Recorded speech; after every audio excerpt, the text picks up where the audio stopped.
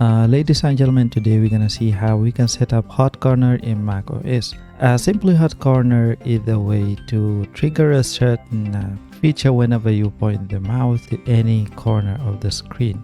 So we can activate hot corner simply by going to system preferences, and then under system preferences we'll go to desktop and screensaver. From there we select the screensaver, and then we'll go to hot corner. So in here we can assign any action to be performed based on what we want. So let's say I want to assign to this corner launch pad.